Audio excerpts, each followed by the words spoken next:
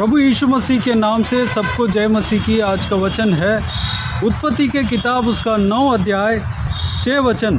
जो कोई मनुष्य का लहू बहाएगा उसका लहू मनुष्य ही से बहाया जाएगा, क्योंकि परमेश्वर ने मनुष्य को अपने ही स्वरूप के अनुसार बनाया है। मेरे प्रियो, यहाँ पर हम नूह के समय में परमेश्वर ने नूह के साथ जो वाचा बांधा उस विषय के बारे में यहाँ पर लिखे हुए हम देख सकते हैं। नूह जो है परमेश्वर के साथ साथ चलने वाला व्यक्ति था, जबकि उस ज़माने में कोई भी जन ऐसा नहीं था कि परमेश्वर के साथ साथ चले। अपने धुन में, अपने मन के अनुसार, अपने इच्छा के अनुसार वह परमेश्वर को भूलकर अपने सांसारिक जीवन में पाप में पड़े हुए थे। लेकिन नूह और उनका परिवार परमेश्वर को आराधना करते थे, परमेश्वर का आज्ञाओं को पालन करते थे, परमेश्वर के साथ साथ चलने में बने रहते थे, परमेश्वर के भाता हुआ काम करते थे। इसलिए परमेश्वर ने नूह और उनके परिवार को नाश से बचाया, जो कि सारा संसार पाप में डूबे हुए थे। उस पाप के वजह से वो लोग दंड पाए, यानी कि उस समय जल प्रलय आया। पूरा दुनिया में सारा इंसान, सारा जानवर, जो नूह के साथ बचाए गए, उस जानवरों को छोड़कर, जो प्रभु के आज्ञाओं के अनुसार जो जानवर बचाए गए, उस जानवरों के अलावा सारे जीव जंतु उस जल प्रलय में नाश हो गए थे, क्योंकि सारे संसार में पाप जो है बहुत ही ज़्यादा बढ़ गया, हद से ज़्यादा हो गया। उस पाप के नतीजा वो लोग पाए, क्योंकि परमेश्वर धर्मी परमेश्वर है। अगर कोई भी व्यक्ति पाप करता है तो उस पाप के नतीजा उनको मिलेगा। जो प्रभु यीशु मसीह को जानकर, प्रभु यीशु मसीह से माफ़ी मांगकर, प्रभु यीशु मसीह के लहू से उस पाप से छुटकारा पा लेते हैं, धुला देते हैं, पवित्र अपने आप को कर लेते हैं, प्रभु यीशु मसीह से पवित्र बन जाते हैं, वह उस पाप से छुटकारा पाता है। लेकिन नूह के समय में प्रभु यीशु मसीह का क्रूस का त्याग नहीं हुआ, और उस समय का लोग जो है परमेश्वर के बात को बिल्कुल भी नहीं मानते थे। परमेश्वर के बारे में, उनके आज्ञाओं के बारे में नूह अगर प्रचार भी करता था तो भी लोग सुनते नहीं थे, क्योंकि परमेश्वर ने इस प्रकार चेतावनी दिया नूह के द्वारा कि जल प्रलय आएगा, सारे दुनिया नष्ट हो जाएंगे। इस तरह नूह के द्वारा भविष्यवाणी हुआ। उस भविष्यवाणी को भी वहाँ उस समय के लोग सुने नहीं थे, बल्कि मजाक उड़ाए थे। परमेश्वर ने नूह को ऐसा आज्ञा दिया कि एक बहुत बड़ा जहाज बनाओ, और उस जहाज में क्या क्या होना चाहिए, किस तरह खिड़कियाँ, दरवाजे और किस तरह कमरे होना चाहिए, सब कुछ बताया। और उस जहाज के अंदर नूह और उनका परिवार और जो जानवर परमेश्वर ने कहा बचाने के लिए कहा, सारा जानवरों को उस जहाज में बंद करके परमेश्वर ने उन सबको बचाया। बाकी सारे नष्ट हो गए। मेरे प्रियो, उसके बाद जल प्रलय के बाद नूह से परमेश्वर वाचा बांधते हैं, जो कि उनका परिवार से कहते हैं, तुम पृथ्वी में फूलो फलो और सारे जीव जंतुओं को, जानवरों को आपके अधीन करता हूँ। आप उसके ऊपर राज्य करोगे। सारा कुछ जीव जंतु, जानवर आपको देख के डरेंगे, भय खाएंगे, उनके ऊपर आप राज्य कर सकते हो। आपकी इच्छा है, आपका मर्जी है, उसको जो कुछ पशु है उसको भोजन के लिए भी ले सकते हो या पाल सकते हो, लेकिन लहू के साथ कोई भी मांस को नहीं खाना है। वह लहू के बदला मैं लूँगा। लहू में जान होता है, जो प्राण होता है। इस तरह कहकर उसके बाद परमेश्वर ने कहा, मनुष्य के प्राण का भी बदला लूँगा। जो आज का वचन है, जो कोई मनुष्य का लहू बहाएगा उसका लहू मनुष्य ही से बहाया जाएगा, क्योंकि परमेश्वर ने मनुष्य को अपने ही स्वरूप के अनुसार बनाया है। इस संसार में जो कुछ भी सृष्टि है, परमेश्वर ने जिसको भी बनाया है, कोई भी अपने स्वरूप में नहीं बनाया। स्वर्गदूतों को भी अपने स्वरूप में नहीं बनाया। एक ही जो कैटेगरी को बनाया वो है इंसान। हम जिस तरह रहते हैं वैसे ही परमेश्वर भी रहता है, क्योंकि परमेश्वर अपने ही स्वरूप में बनाया, इसलिए इंसान बहुमूल्य है। इंसान के ऊपर परमेश्वर इसलिए अट्रैक्टिव होते हैं, इसलिए उन्हें बचाना चाहते हैं, क्योंकि परमेश्वर अपने स्वरूप में बनाया। मेरे प्रियो, दरअसल हम देखते हैं कि एक कुटुंब में, एक फैमिली में पिता की तरह, बिल्कुल अपने पिता की तरह जब पुत्र रहता है तो उसके ऊपर बहुत प्रेम और अट्रैक्टिव पिता होता है। ठीक उसी तरह परमेश्वर जिस तरह उनके स्वरूप है, उसी तरह मनुष्य को भी बनाया, इसलिए मनुष्य के ऊपर परमेश्वर ज़्यादा प्रेम रखता है। मेरे प्रियो, इसलिए परमेश्वर कहता है कि मनुष्य का लहू जो कोई बहाएगा, उसका लहू मनुष्य ही से बहाया जाएगा। यानी कि पुराना नियम में ही परमेश्वर कह दिया कि तुम मनुष्य हो, मनुष्य के दूसरे मनुष्य के विरोध में ना पड़ो।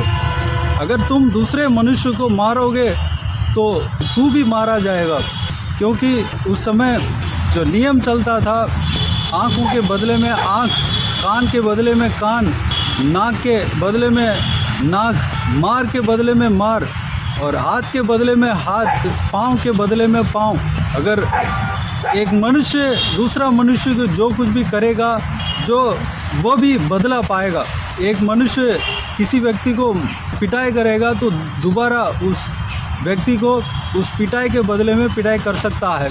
इस तरह जो कानून पुराना नियम में था, उस समय प्रभु यीशु मसीह का मृत्यु नहीं हुआ था, इसलिए वह कानून जो है टेम्पररी था।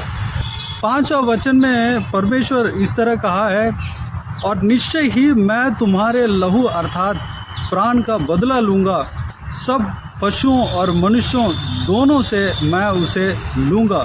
मनुष्य के प्राण का बदला मैं एक एक के भाई बंधु से लूँगा।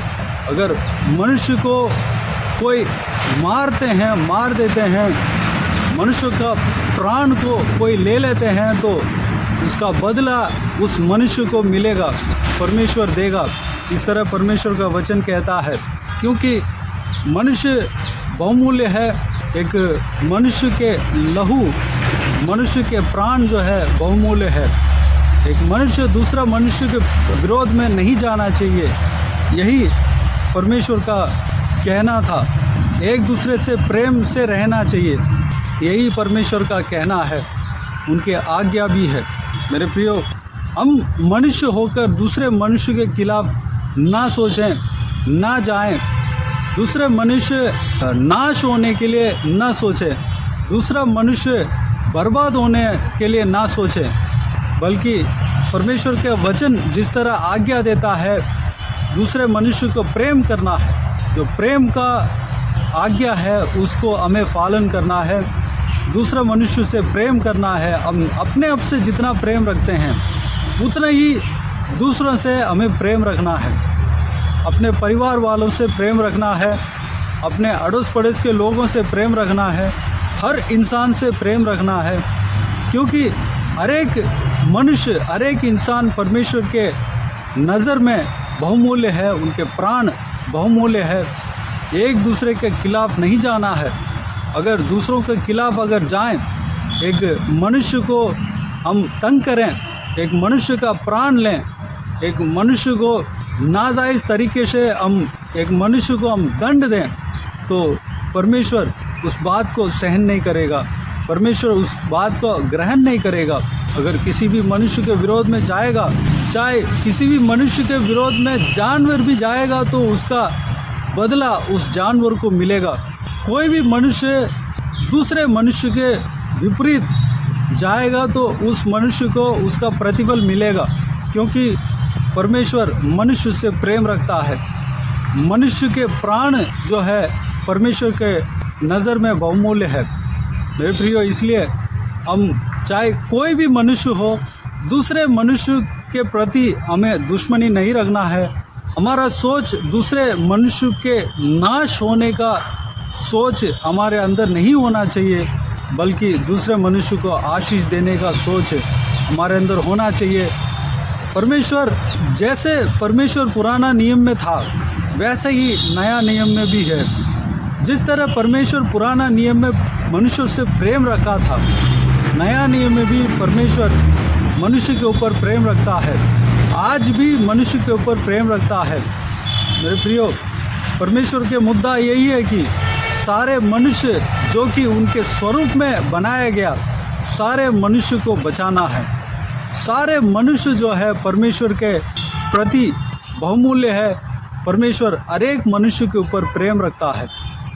मेरे प्रियो, इस वचन का और एक जो बात को मनन करने जाएंगे, जो कोई मनुष्य का लहू बहाएगा, उसका लहू मनुष्य ही से बहाया जाएगा। मेरे प्रियो, हम पुराना नियम में या हम पाप के जब हम संसारिक जीवन में रहते हैं, तब हम दूसरे मनुष्य के प्रति पाप किए होंगे, दूसरे मनुष्य नाश होने के लिए हम सोचे होंगे, दूसरे मनुष्य के खिलाफ हम गए होंगे, दूसरे मनुष्य के खिलाफ हम बोले होंगे, बात किए होंगे।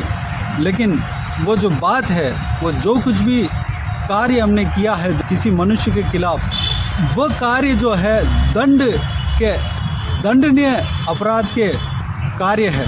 वैसे ही देखा जाएंगे, न्याय के अनुसार देखा जाएंगे तो उस कार्य के दंड, उस कार्य के नतीजा हमें मिलना चाहिए। लेकिन परमेश्वर जो व्यक्ति इस तरह के पाप किया है, मनुष्य के खिलाफ गया है, वो भी मनुष्य है, उस मनुष्य को भी परमेश्वर बचाना चाहता है। इसलिए इस वचन के अनुसार एक मनुष्य जो है उस पाप को ले लेना चाहिए। यह वचन भी पूरा होना चाहिए। कैसे होगा? यानी कि मनुष्य का लहू जो भी व्यक्ति बहाएगा, उसका लहू मनुष्य ही से बहाया जाएगा। यह वचन किस तरह पूरा होगा और सारे व्यक्ति, सारे मानव जाति बचाए जाए। मेरे प्रियो, इसलिए परमेश्वर मनुष्य बनकर इस धरती में उतर आया।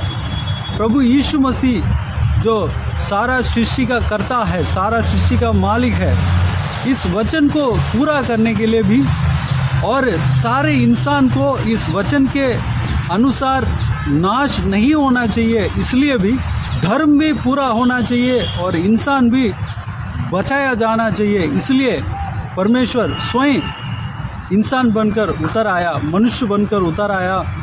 और जो कोई भी व्यक्ति इंसान के विपरीत में काम किया और दंडनीय अपराध के कार्य को किया, उस इंसान को भी बचाने के लिए उस अपराध को अपने ऊपर ले लिया और खुद दंड को सहा, क्रूस पर अपने प्राण को कुर्बान दिया, अपने प्राण को क्रूस पर दे दिया, अपने आप को बलि चढ़ाया। उनके क्रूस के मृत्यु के द्वारा, उस बलिदान के द्वारा इस बहुमूल्य आज्ञा पूरा भी हुआ और मनुष्य बचाया भी गया। मेरे प्रियो, यूहन्ना रचित सुसमाचार 3 अध्याय 16 वचन में इस प्रकार कहा गया है, क्योंकि परमेश्वर ने जगत से ऐसा प्रेम रखा कि उसने अपना एकलौता पुत्र दे दिया, ताकि जो कोई उस पर विश्वास करे वह नष्ट ना हो परंतु अनंत जीवन पाए। मेरे प्रियो, चाहे हम इंसान के विपरीत में आज तक काम किए हो, चाहे हम इंसान को नाश करने का सोच हमारे अंदर हो, वह सब पाप है, वह सब परमेश्वर के खिलाफ के कार्य है। वह उसका नतीजा अगर देखा जाएंगे तो हमें दंड मिलना चाहिए। दूसरी बात, परमेश्वर हमारे ऊपर भी प्रेम रखता है, हमें भी परमेश्वर बचाना चाहता है। इसलिए प्रभु यीशु इस धरती में मनुष्य बनकर उतर आया, हमारे पापों को अपने आप ले लिया। वह जैसे कि इस उत्पत्ति की किताब 9 अध्याय 6 वचन में लिखा हुआ है, उसका लहू मनुष्य ही से बहाया जाएगा। जैसे इस तरह इस वचन में लिखा हुआ है, प्रभु यीशु मसीह का लहू मनुष्य ही से बहाया गया। मेरे प्रियो, हमारे परमेश्वर कितना महान परमेश्वर है। हमें बचाने के लिए स्वयं मनुष्य बनकर उतर आया और नियम को भी पालन किया और हमें भी बचाया। मेरे प्रियो, जो कोई भी व्यक्ति प्रभु यीशु मसीह के ऊपर विश्वास रखेंगे, परमेश्वर का वचन कहता है प्रभु यीशु मसीह के सामने अपने पापों को मान लेंगे और प्रभु यीशु है, परमेश्वर है, इस बात को अंगीकार करेंगे और माफ़ी मांगेंगे, परमेश्वर हमें माफ़ कर देता है, उस पाप से हमें छुटकारा दे देता है, उस दंड से हम छुटकारा पा लेंगे। मेरे प्रियो, इस वचन को जो कोई भी जन देख रहे हैं, सारे लोगों से मैं कहना चाहूँगा, अगर आप किसी मनुष्य के विपरीत कार्य किया हो, पाप किया हो, आप दंडनीय अपराध किया हो, उस दंड से बचने के लिए एक रास्ता है, वह है प्रभु यीशु मसीह। उनके उपस्थिति में जाएं, उनके सामने घुटने टेकें। आप कहीं भी जाकर, अकेले में जाकर घुटने टेकें और अपने जो कुछ भी पाप आपने किया, सारा पापों को प्रभु यीशु मसीह को स्मरण करके प्रभु यीशु मसीह के नाम से प्रार्थना करें और अपने पापों को मान लें कि परमेश्वर प्रभु यीशु, मैंने ये पाप किया है, मुझे माफ़ कर। इस तरह बोले, पश्चाताप करें, प्रभु यीशु आपके पापों को क्षमा करेगा और नया जीवन देगा। आपका दंड जो है आपके ऊपर नहीं पड़ेगा। श्राप जो है, जो आपने जो कुछ भी अपराध किया है, उसके बदले में जो श्राप मिलना था, वो सारा श्राप आपके ऊपर से दूर हो जाएंगे, आपके परिवार से दूर हो जाएंगे, आपके जीवन से दूर हो जाएंगे, आप आज़ाद हो जाएंगे। मेरे प्रियो, इस बात के लिए अपने आप को परमेश्वर के हाथों में समर्पित करें। आइए हम प्रार्थना में जाएं। प्यारे पिता, दयालु परमेश्वर, आपको धन्यवाद देता हूं आज के इस आपके बहुमूल्य वचन के लिए। आपको धन्यवाद देता हूं परमेश्वर। पिताजी, बीते हुए दिनों में हमें संभाला, बचाया, सुरक्षित रखा। आपको धन्यवाद देता हूं आज के इस आपके बहुमूल्य वचन के द्वारा हमने जो कुछ भी मनन किया है परमेश्वर, सारे बातों के लिए आपको धन्यवाद देता हूं परमेश्वर। पिताजी, हमने नूह के समय में, नूह के जीवन के बारे में हमने देखा और उनके जो समय में जो लोग पाप किए थे और उस पाप के नतीजा पाए थे परमेश्वर, उस चीज़ को भी हमने देखा। और नूह के जो समय में जो जल प्रलय हुआ, सारे इंसान नष्ट हुए थे, उसके बाद जो नूह के साथ आपने वाचा बांधा, उस विषय को हमने देखा परमेश्वर। एक मनुष्य के खिलाफ कोई भी मनुष्य जाएगा तो उस मनुष्य दंड पाएगा परमेश्वर। मनुष्य के द्वारा भी उसका लहू बहाया जाएगा परमेश्वर। इस आज्ञा के मुताबिक जो कोई भी व्यक्ति दूसरे मनुष्य के खिलाफ जाता है, वो भी दंडनीय अपराध करता है परमेश्वर। उसका लहू भी आपके आज्ञा के अनुसार बहाया जाना चाहिए। लेकिन उस मनुष्य को भी बचाने के लिए आप इस संसार में मनुष्य बनकर उतर आया और उस मनुष्य का पापों को अपने ऊपर ले लिया ताकि वह मनुष्य बचाया जाए और सारे पापों को ख़त्म किया परमेश्वर। हम भी परमेश्वर बीते हुए दिनों में किसी भी मनुष्य के विपरीत में अगर काम किया हो, किसी भी मनुष्य को हम दुख पहुंचाया हो, किसी भी मनुष्य को श्राप दिया हो, किसी भी मनुष्य के खिलाफ हमने कार्य किया हो परमेश्वर, हम अपने पापों को मान लेते हैं और पश्चाताप करते हैं परमेश्वर। आइंदा वो पाप हमारे द्वारा नहीं होना चाहिए। अनुग्रह देना पिताजी, आपके स्वरूप में हमें बनाया, इसलिए आप हमसे प्रेम रखते हैं। आपके नज़र में हम बहुमूल्य हैं परमेश्वर। हालेलुया, उस बात को हम जान गए हैं परमेश्वर। आपको धन्यवाद देता हूँ। आपके प्रेम को हम जानने के लिए अनुग्रह देना और भी जानने के लिए अनुग्रह देना पिता। धन्यवाद देता हूँ परमेश्वर। हमें आज़ाद करना, हमें माफ़ करना, हमें क्षमा करना पिता। आपसे जो कोई भी व्यक्ति प्रभु यीशु मसीह के नाम से माफ़ी मांगते हैं वह माफ़ी पाता है परमेश्वर। प्रभु यीशु मसीह के ऊपर जो कोई भी व्यक्ति विश्वास करता है वह धर्मी जन ठहराया जाता है, गिना जाता है परमेश्वर। हम अपने पापों को मानकर आपसे माफ़ी मांगते हैं परमेश्वर हमें माफ़ करना पिता। हमारे ऊपर जो कोई भी श्राप है, जो कोई भी परमेश्वर दंड के जो न्याय है परमेश्वर, सारा उस अपराध को दूर करना पिता, हमें माफ़ करना। आपके पवित्र लहू से जो आपने 2000 साल पहले कलवारी क्रूस पर आपने बहाया, उस लहू से हमें धोना, शुद्ध करना परमेश्वर। आज से हम पवित्र मार्ग में चलने पाए, हर मनुष्य को हम प्रेम रखने पाए, हर मनुष्य के खिलाफ हम हालेलुया ना सोचने पाए परमेश्वर, किसी भी मनुष्य के खिलाफ हम ना सोचने पाए, बल्कि सारे मनुष्य पर हम प्रेम रखने पाए परमेश्वर। सब मनुष्य का भलाई हम सोचने पाए परमेश्वर, अनुग्रह देना पिता। हालेलुया। इस बात के लिए अपने आप को आपके हाथों में आज के दिन में सौंपते हैं परमेश्वर। बाकी सारे बातों का आपके हाथों में सौंपते हैं। सारा व्यूअर्स को इसी तरह आशीष देना परमेश्वर, हर एक का जीवन में कार्य करना। अगर कोई भी व्यक्ति परमेश्वर इस बातों में झुलस रहे हैं परमेश्वर, उनका अपराध को क्षमा करना पिता। उनके जो उस अपराध के वजह से अगर कोई भी प्रॉब्लम में फंसे हैं, सारा समस्याओं को उनके जीवन से दूर करना परमेश्वर, धन्यवाद। छूकर चंगा करना परमेश्वर, धन्यवाद देता हूँ पिता। पिताजी पवित्र मार्ग में चलाना, आत्मिक उन्नति देना, आशीष देना पिता। आपके बहुमूल्य वचन के अनुसार चलने पाए, अनुग्रह देना पिता। हर एक का जीवन में कार्य करना परमेश्वर, हर एक परिवार में कार्य करना, आशीष देना, सुरक्षित रखना। जो कोई भी जन जो कुछ भी काम करते हैं परमेश्वर, हर एक का काम में आशीष देना, सफलता देना। जो कोई भी लोग पढ़ाई करते हैं, पढ़ाई में आशीष देना, पढ़ाई में आगे बढ़ाना, ज्ञान बुद्धि देना। जो कोई भी व्यक्ति परमेश्वर बीमार है परमेश्वर, उनको आपके हाथों में सौंपते हैं, उन्हें छूना, चंगा करना, प्रभु यीशु मसीह के नाम से चंगा होने पाए परमेश्वर, सारा रोग दूर होने पाए, अनुग्रह देना पिता।